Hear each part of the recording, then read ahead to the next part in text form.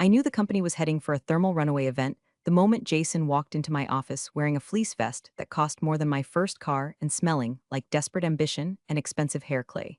I'm Sabrina. I'm a security control assessor for a mid-sized defense contractor just outside of Austin, Texas. Well, I was. My job, to put it in terms that don't require a security clearance to understand, is to be the professional paranoid. I am the reason we pass audits. I am the reason the Department of Defense trusts us with data that could, theoretically, turn a grid coordinate into a parking lot. I don't smoke, I don't drink on weeknights, and I treat federal compliance guidelines like scripture. My office is a windowless box kept at 68 degrees, filled with the hum of servers and the smell of ozone.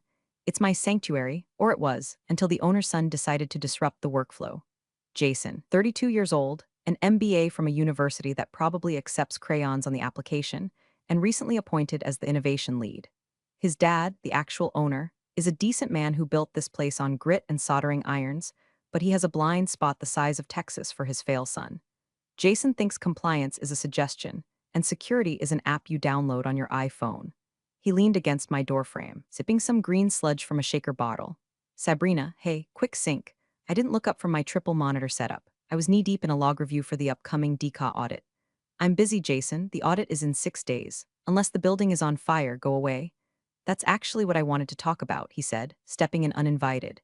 He pointed a manicured finger at my side monitor, where a Python script was quietly scrolling through lines of code. What's that? It's not the company dashboard. It's a personal project, I said, keeping my voice level. It's a heuristic log aggregator. It cross-references our shipping manifests with the security gate logs to ensure, personal project, he interrupted, latching onto the phrase like a pit bull on a chew toy. So you're doing personal work on company time? I finally spun my chair around. The air conditioner hummed aggressively, masking the sound of my patience evaporating. It's a tool I built to make sure we don't get fined into bankruptcy, Jason. It automates the verification process. It saves me 4 hours a day. It's a distraction, he declared, puffing out his chest. I've been looking at the metrics. You're not hitting the ticket quotas for the help desk. I'm not help desk, Jason. I'm the SCA. I don't reset passwords for Karen in HR. I make sure we don't commit treason by accident. We need focus, he said. Buzzing with buzzwords, we need total buy-in. And honestly, Sabrina, your energy, it's very legacy. We're pivoting to a lean, agile security posture. And this? He gestured vaguely at my life's work. This personal coding stuff, it proves you're not all in. I stared at him. I calculated the odds of him understanding the words NIST 800 to 171 compliance. The probability was 0. So, he continued, smiling that shark-like smile people learn in seminars about assertive leadership. I'm going to have to let you go. Effective immediately. We need hunger in this role, not hobbies. Listen, before I tell you how I burned his inheritance to the ground, do me a favor. If you enjoy watching incompetent Nepo babies get absolutely destroyed by federal bureaucracy, hit subscribe button and maybe upvote this story. It helps the algorithm find more people who appreciate the fine art of malicious compliance. All right, back to the disaster. I stood up slowly. I'm not a tall woman, but I can project a level of stillness that makes Marines uncomfortable. You're firing the security control assessor 6 days before a $280 million contract renewal audit? We'll stream it, he said. Streamline, I corrected automatically. Whatever. We'll distribute your duties. The IT guys can check the logs. It's just data, Sabrina. Don't make this harder than it needs to be. I looked at him, really looked at him. He had no idea. He thought I was just a glorified librarian for computer files. He didn't know that I was the reason the DCA auditors didn't tear this place apart annually. He didn't know that my personal project was the only thing catching the errors his lean new shipping procedures were creating. Okay, I said. His smile faltered. He expected a fight. He wanted a fight so he could tell his dad I was emotional. Okay, you want my badge? I unclipped it from my belt and tossed it onto the desk. It landed with a plastic clatter. Do I get a severance or do I need to call my lawyer? 2 weeks' pay. Standard, he said, looking relieved. I'll have security escort you out. Don't bother, I know the way. I grabbed my purse and my personal hard drive, which, thankfully, I had unplugged 10 minutes ago. I didn't touch the company machine. I didn't delete my scripts. I didn't wipe the servers. I'm a professional. I don't sabotage. I just leave. And when you remove the immune system, the virus doesn't need help. It just needs time. As I walked through the bullpen, the open plan office hellscape Jason had designed, I saw the faces of the other IT staff. They looked terrified. They knew. Dave, the network admin, mouthed what happened at me. I just shook my head and kept walking. I stepped out into the Texas afternoon. The heat hit me like a physical blow, 103 degrees of wet, suffocating blanket. My sunglasses fogged up instantly. I walked to my sensible Toyota Camry, unlocked the door, and sat in the baking heat for a moment, gripping the steering wheel. My phone buzzed. It was a notification from that personal project Jason hated so much. I had it set to push alerts to my private cloud for redundancy, a feature I'd implemented because the company servers were prone to hiccups during thunderstorms. Alert, log discontinuity detected. User, admin Jason. Action, privilege escalation. Timestamp 1402. I stared at the screen. He hadn't even waited for me to leave the parking lot before he granted himself full admin rights. Then another alert. Alert, audit trail mechanism disabled. User, admin. I let out a breath I didn't know I was holding. He wasn't just firing me to show dominance. He was firing me because he needed to move something fast and my protocols were in the way. He thought he was clearing a roadblock. I started the car, cranking the AC to max. The cool air blasted my face, drying the sweat on my forehead. I wasn't sad. I wasn't even angry, really. I felt a cold, hard knot of anticipation forming in my stomach. It was the feeling you get when you see a car speeding on wet pavement, and you know with mathematical certainty that physics is about to teach someone a very expensive lesson. He had fired the watchdog. Now the wolves were going to eat. My apartment is like my code, clean, functional, and minimal. I don't have live, laugh, love signs on my walls. I have framed schematic prints of vintage circuit boards and a bookshelf organized by the Dewey Decimal System. It's quiet. The kind of quiet that rings in your ears after you've spent 10 years listening to the white noise of a server farm. I threw my keys in the bowl by the door and went straight to my home rig. It's a custom build, liquid-cooled, powerful enough to run simulations for NASA if I wanted to. I booted it up, the RGB fans glowing a soft, menacing red. I pulled up my private cloud interface. Here's the thing about being a federal compliance officer. You document everything. It's not paranoia, it's the job description. Over the last 5 years, I had built a redundant logging system.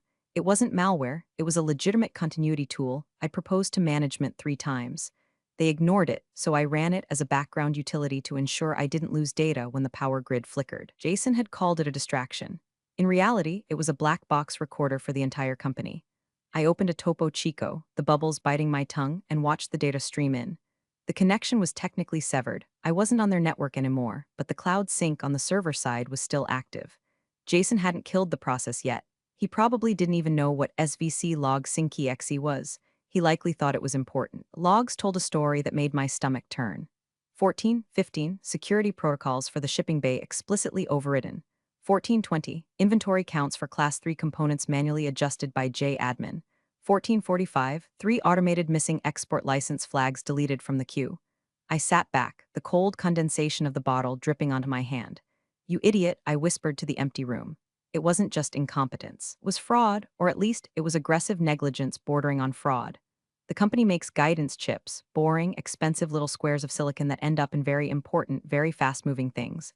The paperwork for shipping these things is thicker than a Bible and twice as complicated. If you miss a serial number, the shipment sits. If the shipment sits, we miss deadlines. If we miss deadlines, we lose the contract. Jason was bypassing the checks. He was forcing shipments out the door to pump up the quarterly numbers before the audit. He wanted to show his dad that under his lean leadership, efficiency had skyrocketed.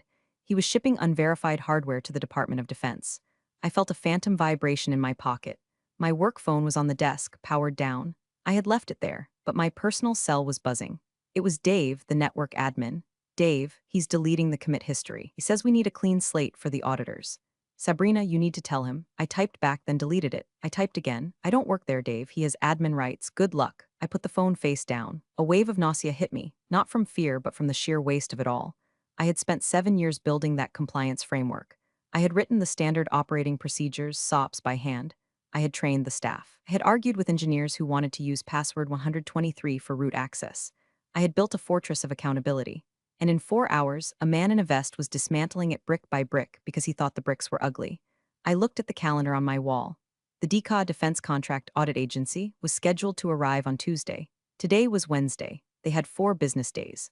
I opened a new folder on my personal drive. I named it The Fall. I started dragging the mirrored log files into it.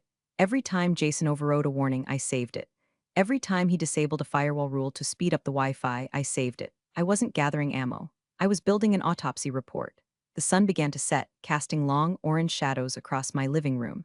The Texas sky turned a bruised purple. I ordered Thai food, extra spicy, because I needed to feel something other than this cold. Calculating dread. When the delivery driver arrived, I checked the receipt out of habit. Correct items, correct time, competence. It was such a low bar, yet my former employer was currently limbo dancing under it with a stick of dynamite in his teeth. I ate my curry and watched the logs. 1930, admin attempts to access the encrypted archive. Access denied. 1931, J admin attempts to reset password for encrypted archive. Failed. 1935, system alert. User J admin has flagged compliance history DB for deletion. He was trying to erase the past. He didn't realize that in federal contracting, the past is the only thing that matters. You can't delete history when the government is paying for it. I took a sip of water. The deletion failed. I had hard-coded that file to be immutable without a physical key, which was currently sitting in a safe deposit box at my bank. Good luck with that, Jason, I muttered. I went to bed early. I slept like a baby who knows exactly where the bodies are buried because she drew the map. Thursday morning started with a text from Linda in HR. Linda is a sweet woman who brings donuts on Fridays and thinks the cloud is literal water vapor. Linda, honey, he's asking for the passwords to the safe. The one with the hard drives. He says you changed them and didn't update the sheet. I didn't reply. I didn't change the passwords. I had updated the sheet 3 months ago per protocol 4.2a. The sheet was in the binder. The binder was in the safe. To get into the safe, you needed the combination, which was in the sealed envelope in the owner's desk. If Jason didn't know that, it meant he hadn't read the handover documentation I left on his desk 6 months ago. The documentation he used as a coaster for his protein shakes. I made coffee. French press, black. I sat on my balcony watching the heat shimmer off the asphalt of the parking lot below. My phone buzzed again. Dave, server room is 78 degrees. He turned down the AC to save on overhead. Says servers don't need to be that cold. Drives are spinning up loud, Sab. I'm scared. I took a slow sip. 78 degrees. That's within the operating limit technically. It pushes the failure rate up by about 14% for our specific drive arrays. It was a calculated risk if you knew the math. Jason didn't know the math. He just knew the electric bill was high. I opened my laptop. The mirror link was still active. Warning, drive array 4 temp critical. Warning, write error on sector 7G. He was cooking the evidence, literally. I spent the day gardening. I have a small collection of succulents on my balcony. They survive in harsh conditions, store resources efficiently, and have prickly defenses. I relate to them. As I repotted a particularly spiky aloe vera, I thought about the innovation lead. By Friday, the silence from the company was deafening. No one was calling me directly anymore. That meant Jason had issued a gag order.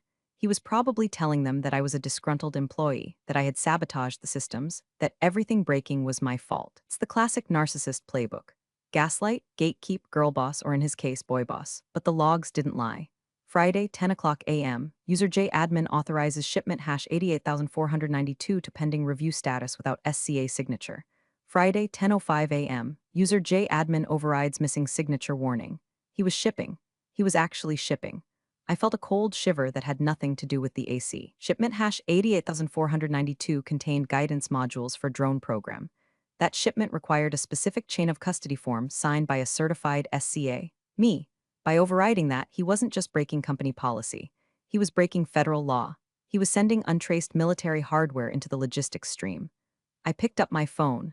I scrolled to a contact named Agent Miller. Miller was my point of contact at the DCAW. We weren't friends. Auditors don't have friends, but we had a professional rapport. We spoke the same language of clauses and subsections. I hesitated. If I called him now, I would be a whistleblower. It would be messy. I'd be involved in the investigation. No, I put the phone down. The audit was Tuesday. Let the system work. The system is designed to catch this. If I intervene now, Jason could spin it. He could say it was a clerical error, a training issue.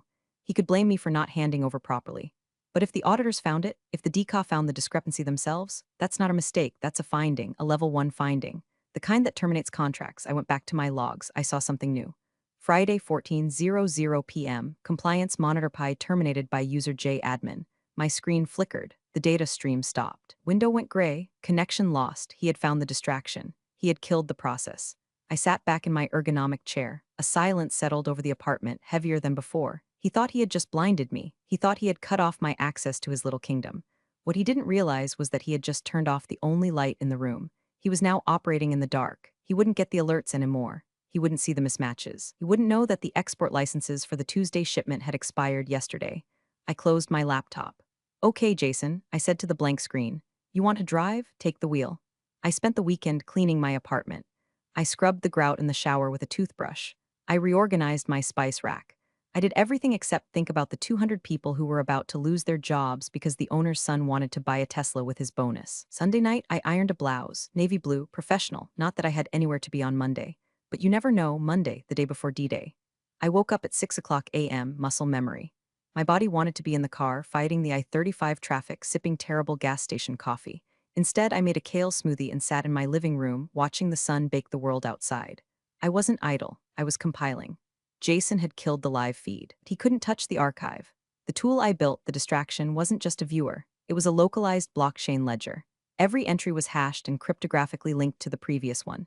You couldn't delete a line without invalidating the entire chain from that point forward. It was a trick I picked up at a cybersecurity conference in Vegas 3 years ago. I exported the file, ledger final JSON. It was a beautiful thing, a perfect, unalterable timeline of stupidity. Page 14, Jason granting access to unauthorized interns. Page 22, Jason disabling the encryption on the HR database to make it faster. Page 45, the unauthorized shipments. I printed it, all 300 pages. I bound it in a crisp, black binder. I labeled the spine, System Integrity Logs, Q3. Then I went to the Public Procurement Database. It's a government website, ugly as sin but useful. I looked up our contract vehicle. Status, active. Key personnel, project manager. Robert, the owner, lead engineer. Sarah, security control assessor. Sabrina, last name, my name was still there. This was the trap. To remove me from the contract, they had to file a Form 404B with the contracting officer. It takes about 2 weeks to process. Jason hadn't filed it. He probably didn't know it existed. As far as the United States government was concerned, I was still the person responsible for the security of that facility. If the audit failed and my name was on the charter, I could be liable. I could be blacklisted. My career would be over. I needed to prove I wasn't there. I printed my termination letter, which thankfully Jason had emailed me from his iPhone. The subject line was literally "You're fired." Professionalism at its finest. Timestamp Wednesday, 14:15. I stapled it to the front of the binder. My phone rang. It was a number I didn't recognize. "Hello, Sabrina, it's Robert, the owner, the dad, the man who built the company in his garage in 1995. Hi, Robert, Sabrina, I just got back from my fishing trip. I'm looking for the audit prep files. Jason said you transitioned out." His voice sounded tired. He knew. He had to know something was wrong. Air in that building probably smelled like panic. "I was terminated last Wednesday, Robert, for cause. Apparently my workflows were a distraction." Terminated? He choked on the word. "Sabrina, the audit is tomorrow. Where are the keys to the encryption server?" "They are in the safe, Robert. Jason has the combination." "Jason says the safe is jammed." "It's not jammed. He's entering the wrong code. It creates a lockout delay. 20 minutes per attempt. If he tried it 3 times, you're locked out for an hour." Silence on the line. Then a heavy sigh. "Can you come in? Just to help us open it. I'll pay you consulting rates, double time." I looked at my fingernails. They were perfectly manicured. "I can't do that, Robert. I'm not an employee. I don't have clearance anymore. If I walk into that server room, I'm violating federal law, and so are you." "Sabrina, please, this contract?" "I know how much the contract is worth, Robert. I'm sorry. You have an innovation lead now. Let him innovate." I hung up. My hands were shaking slightly. I liked Robert. He was a good engineer, but he had enabled his son for years. He had let Jason play executive while the adults did the work. He had watched Jason bully staff, ignore safety protocols, and cut corners, and he had laughed it off as youthful energy. Well, the energy was about to go nuclear. I placed the binder on my coffee table. Looked like a tombstone. I checked the weather for tomorrow. 105 degrees, clear skies, perfect day for a fire. Tuesday morning, 8 o'clock a.m. The DCA audit doesn't start with men in suits kicking down the door. It starts with a ping and upload request. The auditors arrive on site, plug into the designated subnet, and request the initial data dump.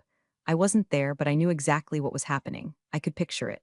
Conference room B. Good chairs, Robert sweating through his button down. Jason pacing, wearing his power suit, probably checking his crypto portfolio on his phone. The auditors, Agent Miller and a junior associate, sitting quietly with their government-issued laptops. Miller would ask for the System Security Plan, SSB. Jason would hand him a PDF he made in Canva that looked pretty but contained zero technical data. Miller would adjust his glasses. I sat in a coffee shop across the street from the office park. It was a Starbucks with a view of the main entrance. I wasn't stalking, I was verifying. I saw the black government sedan in the parking lot. Plate number USG 442, they were there. My phone buzzed, a text from Dave. "Dave, they asked for the log aggregation report." Jason gave them an Excel spreadsheet he typed up yesterday. Miller is laughing, literally laughing. I took a sip of my nitro cold brew, an Excel spreadsheet. He tried to fake the logs. In the world of federal auditing, falsifying logs is a felony. It's not oops, it's 5 years in Leavenworth. I opened my laptop on the small cafe table.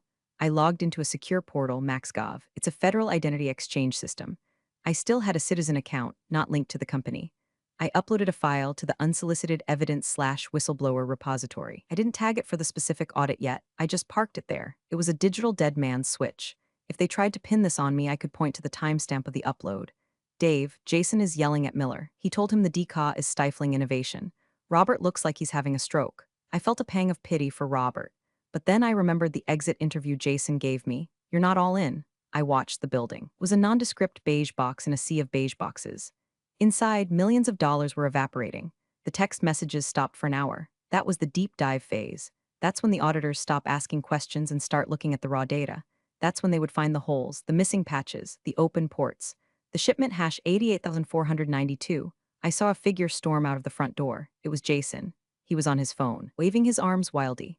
He kicked the tire of his Tesla. Panic. He was realizing that he couldn't charm his way out of a federal compliance review. You can't network with an auditor. You can't buy them lunch. They operate on binary logic. Pass, fail, compliant, non-compliant. Jason walked back inside, looking smaller than I had ever seen him. I finished my coffee. It was time to move. I wasn't going to hide. If I stayed hidden, the narrative was theirs to write. They could claim I sabotaged the system before I left. They could claim I stole the keys. I needed to be visible. I walked to my car and drove across the street. I didn't park in the employee lot. I parked in the visitor spots right next to the government sedan. I grabbed my black binder. I walked to the front desk. The receptionist, Sarah, looked up. Her eyes went wide. "Sabrina, you can't be here." Jason said, "I'm not here to work, Sarah," I said, my voice calm and steady. "I'm here as a concerned citizen with relevant information regarding a federal contract. I have to call security, go ahead, but tell them I have the encryption keys for the safe." Sarah hesitated. She picked up the phone. "Mr. Robert, Sabrina is in the lobby, she says. She says she has the keys." A pause. "Send her back," she whispered. I walked through the double doors. The air conditioning hit me. It smelled like industrial carpet and fear. The hallway was quiet, too quiet. The kind of quiet where people are hiding in their cubicles pretending to type so they don't get yelled at. I passed the server room. The door was propped open with a fire extinguisher. I could hear the fans screaming from here. 78 degrees my ass. It felt like a sauna in there. I turned the corner to the executive wing. Jason was standing outside the conference room door, his tie loosened, sweat beading on his forehead. He looked like a prom date who had just crashed his dad's Porsche. He saw me and bristled. The arrogance flickered back on, weak and desperate. "What are you doing here?" he hissed. "I told security to ban you. I'm here to save your dad from prison, Jason. Get out of my way, you sabotaged us." He pointed a shaking finger at me. "You locked the files. I told Miller it was your fault. I told him you were a disgruntled employee who planted a logic bomb." Logic bomb? I almost laughed. "Jason, you don't even know what a logic bomb is. You think fishing is something you do on a lake. I'm calling the police," he bluffed. The conference room door opened. Robert stood there. He looked 10 years older than he had last week. His face was gray. "Jason, shut up," Robert said. His voice was a rasp. "Dad, I said, shut up." Robert roared. It was the first time I had ever heard him raise his voice at the boy. Jason recoiled, shrinking against the wall. Robert looked at me. He looked at the binder in my hand. "Do you have the keys?" "I have the keys," I said, "and I have the logs." "Come in," Robert said. I stepped into the conference room. Agent Miller was sitting at the head of the table. He looked up, his expression unreadable. Beside him was the junior auditor, a young woman who looked like she was witnessing a murder. The table was covered in papers, useless papers, marketing slicks, printouts of emails, screenshots of the website, the detritus of a panic attack. "Miss?" Miller asked. "Sabrina," I said. "I was the security control assessor until last Wednesday." Miller glanced at his notes. According to the roster provided by Mr. Jason, the SCA role was sunsetted in favor of an agile security matrix. "That's a fascinating way to say fired for doing my job," I said. I placed the black binder on the table. It landed with a heavy thud. Jason squeezed into the room behind me. "She's lying, she's bitter. She refused to adopt the new protocols." Miller held up a hand. "Mr. Jason, please, sit down." Jason sat. Miller looked at me. "We have a significant problem, ma'am. We have identified several critical nonconformities. Specifically, regarding inventory control and chain of custody. We cannot verify the integrity of the shipments made in the last 4 days." "I know," I said, and Miller continued, his eyes narrowing. "We are unable to access the historical logs to verify prior compliance. We have been told the system is corrupted." "It's not corrupted," I said, "it's encrypted. And the log aggregation tool was terminated manually on Friday at 2:00 p.m. "By whom?" Miller asked. I didn't look at Jason. I didn't have to. "I can restore access to the historical data," I said.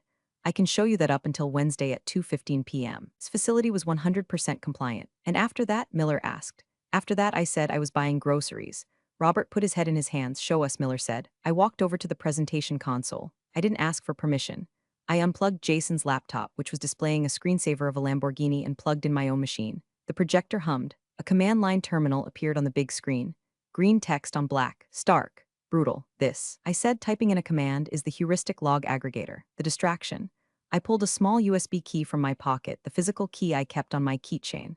I inserted it, deciphering archive, access granted. The screen filled with data. Rows and rows of timestamps, user IDs, and action codes.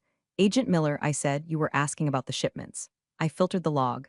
Grep shipment grep override the screen populated with 12 entries, all from the last 4 days, all tagged with the user J admin. Shipment hash 88,492, security check override. Shipment hash 88,493, export license check override. Shipment hash 88,494, weight variance ignored. The room went silent. The only sound was the fan on the projector. Jason stood up. That's manipulated. She wrote that code. She made it say that? Miller looked at Jason with a look of pure bureaucratic disdain. Son, these logs are cryptographically signed. Unless she has a quantum computer in her purse, she didn't fake this. Miller turned to Robert. Robert, these logs show that your acting administrator systematically bypassed every critical control in your shipping process. You sent unverified guidance hardware to a naval depot. Robert looked pale. I didn't know. He told me he was optimizing the workflow.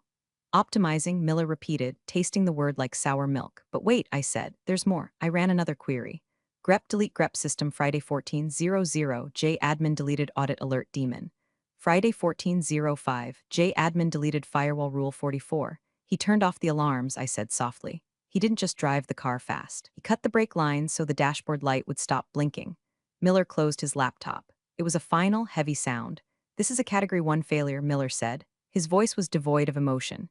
It is a willful violation of the NIST 800 to 171 controls. It is a critical failure of the CMMC requirements. He looked at Robert. We are recommending immediate suspension of the contract pending a full criminal investigation. Criminal. Jason squeaked. Fraud, Miller said. Billing the government for compliance services while knowingly bypassing compliance is fraud. Tampering with security logs is obstruction. Robert sank into his chair. He looked like a balloon that had lost all its air. The company he built over 30 years was dead, killed in 4 days by a fleece vest and an MBA, but, Jason stammered, but we shipped on time, the metrics, the efficiency. You shipped garbage, I said. You signed your name to it. Miller stood up. We're done here. We will need copies of all these logs, Miss Sabrina. Can you provide them already on the drive, I said, and I uploaded a copy to the secure whistleblower portal this morning, just in case. Miller nodded, a flicker of respect in his eyes. Good. Miller and his associate began packing up. The sound of zippers and clicking latches was the only thing filling the room. Jason was staring at the screen, at the lines of green text that had condemned him. He looked like a child who couldn't understand why the vase broke after he threw it. Dad, Jason started. Dad, listen. I can fix this. We can appeal. It's a misunderstanding. Robert stood up. He moved slowly like an old man. He walked over to Jason. I thought he was going to hug him, or maybe hit him. Instead, Robert reached out and ripped the badge off Jason's belt. He tore it so hard the plastic clip snapped. Get out, Robert whispered. Dad, get out of my building, Robert said, his voice shaking with a rage so deep it vibrated the table. You didn't just lose the contract, Jason. You destroyed my name. You destroyed everything I built. Get out before I kill you myself. Jason looked around the room. He looked at me. He looked for an ally. He found only the cold, blue light of the projector reflecting off my glasses. He turned and ran. He literally ran out of the room. We heard the front door slam moments later. Robert stood there, breathing hard. He looked at me. There were tears in his eyes. Sabrina, he said. I said, just don't. Miller cleared his throat. Miss Sabrina, regarding the logs, since you are not an employee, we will need you to sign a sworn affidavit regarding their authenticity. Happy to, I said, and Miller added, given the unique circumstances, DECA might have some contract work for you. We need people who understand how to catch this kind of thing. I smiled, a small, dry smile. I'll think about it. My rate just went up. I unplugged my laptop. The screen went black. The truth vanished back into the silicon. I'm sorry, Robert, I said, and I meant it. He was a weak father, but he wasn't a bad man. He just loved the wrong person more than he loved his legacy. I should have listened, Robert said. You told me the tool was important. I told you it was vital, I corrected. Jason told you it was a distraction. I picked up my binder. You have the files. Agent Miller, I'm going home. My succulents need watering. The walk to the car was different this time. Last Wednesday, I walked out feeling like trash, discarded, useless. Today, I walked out feeling like the angel of death. The sun was still hot. The asphalt was still baking. The air felt lighter. I saw Jason's Tesla in the parking lot. He was sitting in it, head on the steering wheel. He wasn't going anywhere. He probably didn't know where to go. His entire identity, the innovation lead, the heir apparent, the business genius, had evaporated in a conference room in less than 20 minutes. I didn't wave. I didn't key his car. I just got into my Camry and drove away. The company folded 3 months later, without the defense contract. The cash flow dried up instantly. Robert sold the assets to a competitor for pennies on the dollar. The building is empty now, just a for lease sign fading in the Texas sun. Jason, last I heard, he's trying to launch a crypto-based energy drink startup in Miami. Good luck with that. The SEC is a lot less forgiving than the DCAW. As for me, I'm sitting on my balcony. It's dusk. The heat is finally breaking. I have a cold beer, a Shiner Bock. My laptop is open. I didn't take the job with the DCAW, too much travel. Instead, I started my own consulting firm, Compliance Recovery Solutions. My first client, the competitor that bought Robert's assets. They hired me to audit the mess Jason left behind. I'm charging them 3 times my old salary. I opened the folder on my desktop named The Fall. I scrolled through the logs one last time. It's a masterpiece of failure. A tragedy in JSON format. I right-clicked, delete. I don't need the proof anymore. I lived it. I took a sip of my beer and put on my headphones. I queued up a video, Danny DeVito eating a hard-boiled egg 10 hours asthma. Don't judge me, it's soothing. It's the sound of someone who knows exactly what they are doing it perfectly with zero pretension. The world is full of Jasons. They wear vests, they use buzzwords, and they break things they don't understand. But as long as there are people like me, the people who read the manuals, who check the logs, who save the receipts, the Jasons will always lose. Eventually. Cheers. Competence speaks louder than titles, doesn't it? Sabrina's quiet dedication and her so-called distraction truly saved the day, just not for the company that fired her. It's a strong reminder, true value reveals itself, often with devastating clarity for those who missed it. Appreciate you all for sticking through this one. See you in the next story.